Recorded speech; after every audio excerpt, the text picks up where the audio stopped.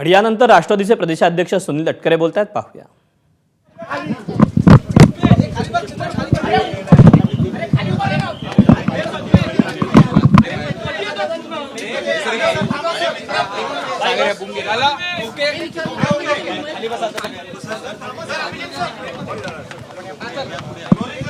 माझी आज कुठली पत्रकार परिषद नाही. बाबांच्या अकाली जाण्याचा धक्क्यातून आम्ही कोणी सावरलेलं नाही आहे. आम्हाला वाटते दादा आमच्यातच आहे. त्या शोकमग्न अवस्थेमध्येच आज आम्ही सर्वजण समजा राज्यभरात यामध्ये आहोत. आज त्यांच्या अनुपस्थित कार्यालयामध्ये येणं हे सुद्धा माझ्यासाठी अत्यंत क्लेशकारक आहे.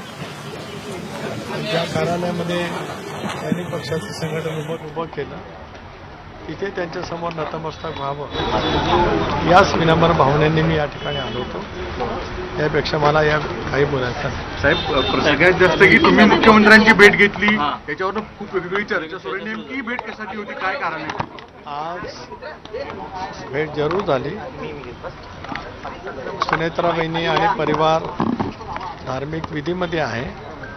धार्मिक विधी झाल्याच्या नंतर आम्ही सर्व परिवाराशी सुद्धा चर्चा करू आणि मग त्या संदर्भातलं जे काही चर्चा आहे ते आम्ही ठरवू. जनतेच्या मनातलं, आमच्या आमदारांच्या मनातलं, वहिनींच्या सोबत बोलणं, परिवाराशी बोलणं हे आमच्या सर्वांच्या दृष्टिकोनातून अत्यंत महत्त्वाचं आहे, संवेदनाशील आहे.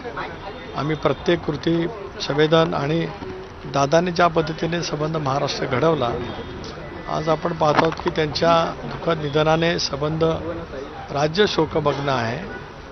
2 दिवस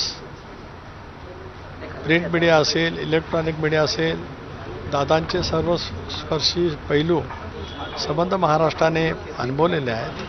त्यामुळे त्याच अतिशय शोकाकुल दुःखद वातावरणामध्ये आम्ही आहोत. बाकीचा जो विषय असेल त्या विषयाच्या बाबतीमध्ये कुठली चर्चा नाही. मुख्यमंत्र्यांची भेट होतीच, झाली. कालही मुख्यमंत्री महोदय अंत्यसंस्काराला आले होते. बस, धन्यवाद. संपूर्ण कुटुंबियांशी चर्चा करून निर्णय घेऊ, सुनेत्रा वहिनी आणि परिवाराशी चर्चा करू, असं सुनील तटकरे यांनी म्हटलेलं आहे. मुख्यमंत्र्यांसोबत केवळ भेट घेण्यासाठी गेलो होतो, मात्र इतर कुठल्याही चर्चा झाल्या नसल्याचं सुनील तटकरे यांनी स्पष्ट केलं आहे.